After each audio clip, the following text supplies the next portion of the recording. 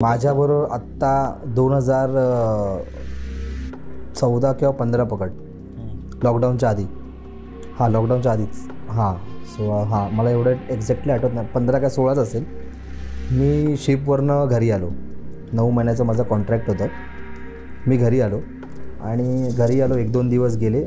चला म्हटलं आज फ्रेंड्स लोकांना भेटूया. मी भांडूपला गेलो. भांडूपला माझे खूप सारे फ्रेंड्स आहेत. तर सगळ्यांना फोन केला. सगळे बोलले मी बिझी आहे, हे आहे, असं आहे, तसं आहे. तर माझा एक मित्र आहे अमृत नावाचा. तर मी त्याला फोन केला. त्याचा पण फोन काय लागत नव्हता, काय नाही. तर रात्रीचे 11:30 पावणे 12 झालेले. मी मस्त फ्रेंड्स लोकांबरोबर आउटिंग वगैरे केली, टाईमपास वगैरे. मी घरी जात होतो. तर त्या मित्रांनी मला हाक मारली, अमृतने, तेजस. मी बोललो अरे मी एवढ्या तुला त्याला शिव्या घातल्या ना त्या पॉईंटला. मी बोललो तुला अक्कल आहे काय रे, तुला एवढा फोन करतोय, हे करतोय, तुला एक फोन उचलायचं हे नाही. सगळ्यांना कळलंय मी आलोय, मी ग्रुपवर मेसेज टाकलाय, तू ग्रुपवर रिप्लाय नाही करत आहेस. हा, तुला मी एवढे मेसेज केले, तुझ्या घरचे पण फोन उचलत नाही आहेत, कुठे गावी गेलेत मला काय माहीत नाही. पोरांना विचारलं, पोरं पण काय बोलत नाही आहेत, कुठे अमृत, काय सीन आहे. तर मी त्याला बोललो काय प्लॅन आहे आता, चल जाऊ दे, झालं गेलं, काय प्लॅन काय. बोलतो अरे माझा फोन करा, तुला 100 कारणं द्यायला लागला की असं आहे, तसं आहे, असं आहे, तसं आहे.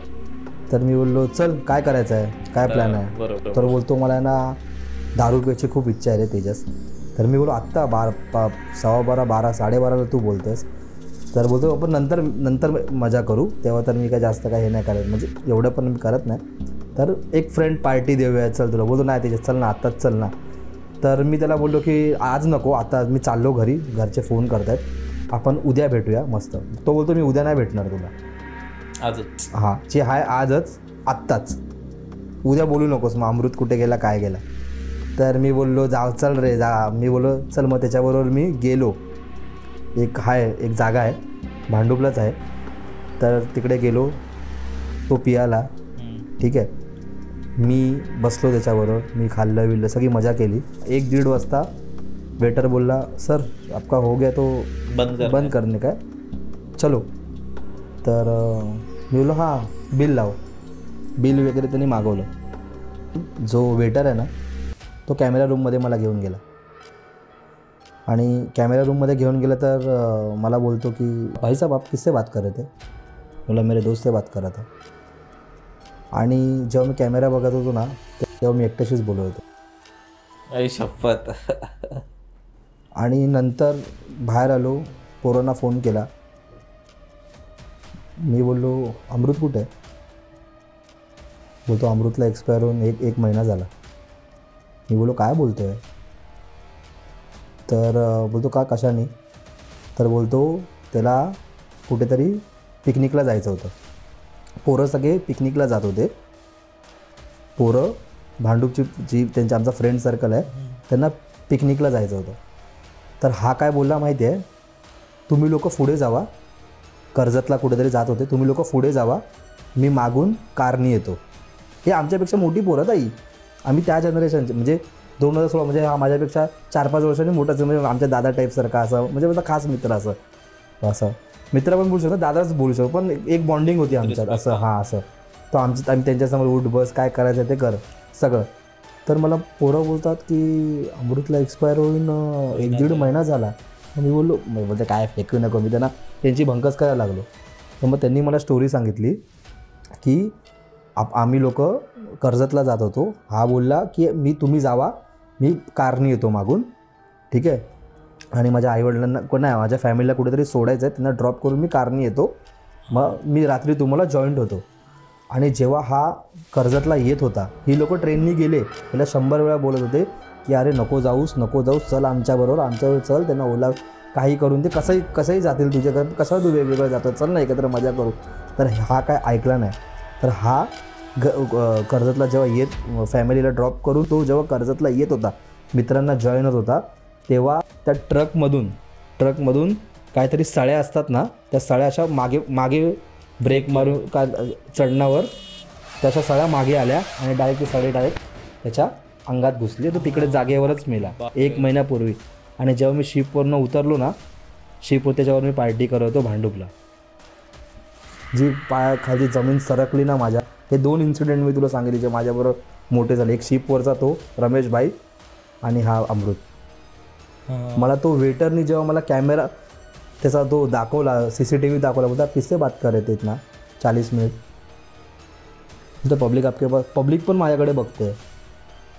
ते सगळे म्हणजे ॲक्च्युली ते बारवाले घाबरले बघून की हा कोणाशी बोलतोय, एकटा कोणाशी हसतोय, कोणाशी बोलतोय. पण ते बार होतं म्हणून त्या लोकांनी सुरुवातीला एवढं लक्ष नाही दिलं की पियाला वगैरे असेल, त्यांना असं वाटलं. हा, त्यांना काय वाटलं की मी पियालो नसंच पिऊन बडबडतोय. बरोबर. आणि मी तर नॉर्मलच आहे. तो मला घेऊन गेला. मला किससे आप बात कर, मला क्या मेरा दोस्त आहे. बोलतो किधर आहे दोस्त. अरे रे रे रे. आणि त्याचा ग्लास तर खालीच होता तिकडे. मग त्यांच्याशी नंतरच्या घरच्यांशी वगैरे कॉन्टॅक्ट मी कॉन्टॅक्ट केलं. मग पूर्ण रडारड, पूर्ण तेच मध्ये सगळी स्टोरी त्यांची.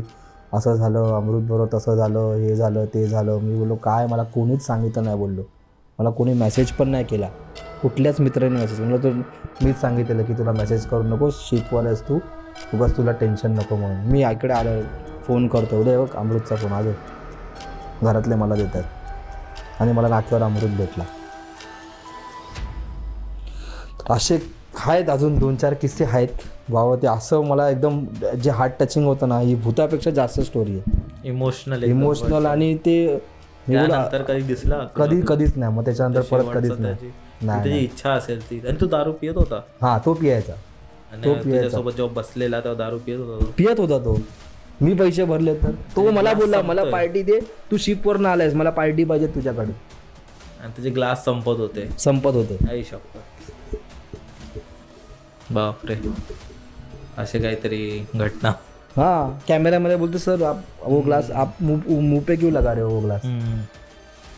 आतापर्यंतची ऐकलेली वन ऑफ द खूप हॉरर पण त्यापेक्षा जास्त इमोशनल पण आहे भाई. जाता पण हा, पण माझ्यापेक्षा ते जे हॉटेलवाले होते आणि ती लोक ती जास्त घाबरणार. माझे मित्र सगळे घाबरले की असं कसं होऊ शकतं, तुझ्याबरोबरच का असं, तुझ्याबरोबरच का भेटायचं असेल तुला. ती लोक जास्त घाबरले की मला काय प्रॉब्लेम झाला नाही पाहिजे.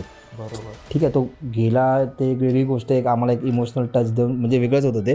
पण माझ्यामुळे त्या हॉटेलमध्ये मी काय वेगळं वर्तन केलं असतं किंवा काय वेगळं झालं असतं, पण त्याच्यामुळे ती लोक घाबरलेली जास्त की बाबा हे क्या सीन हो रहा है, नक्की झालंय काय, ह्याला काय होत आहे. तो मला नंतर बोलला पण दादा और थोड़ी देर में ना हम आपको उठाने वाले थे लेकिन आप सीधे साधे उठ गए, मतलब हो गया आपका बिलिंग हो गया.